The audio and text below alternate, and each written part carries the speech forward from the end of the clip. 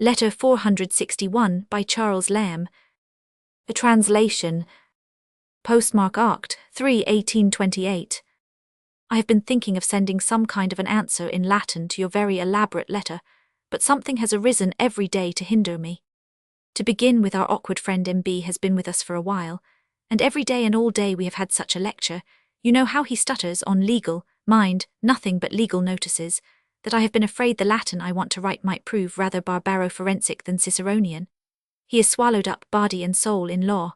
He eats, drinks, plays at the card table, law, nothing but law. He acts ignoramus in the play so thoroughly that you'd swear that in the inmost marrow of his head, is not this the proper anatomical term, there have housed themselves not devils but pettifoggers, to bemuddle with their noisy chatter his own and his friends' wits. He brought here, 'twas all his luggage, a book, fear on contingent remainders.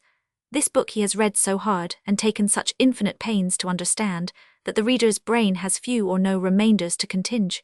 Enough, however, of M.B. and his luggage, to come back to your claims upon me. Your return journey with notes I read again and again, nor have I done with them yet. You always make something fresh out of a hackneyed theme.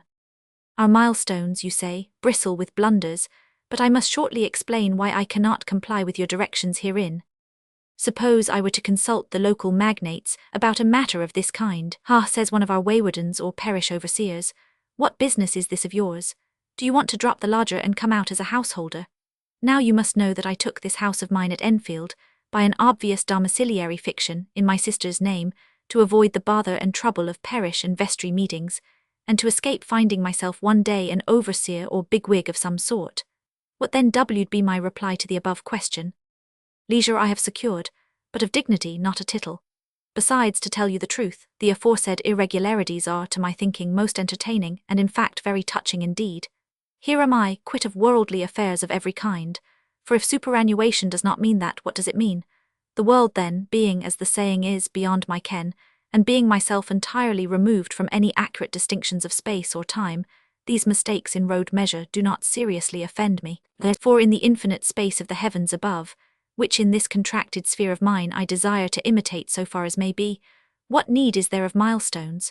Local distance has to do with mortal affairs. In my walks abroad, limited though they must be, I am quite at my own disposal, and on that account I have a good word for our Enfield clerks too. Their hands generally point without any servile reference to this son of our world, in his sub-empyrean position. They strike too just as it happens, according to their own sweet wiles, 1, 2, 3, anything they like, and thus to me, a more fortunate Whittington, they pleasantly announce, that time, so far as I am concerned, is no more. Here you have my reasons for not attending in this matter to the requests of a busy subsolar such as you are.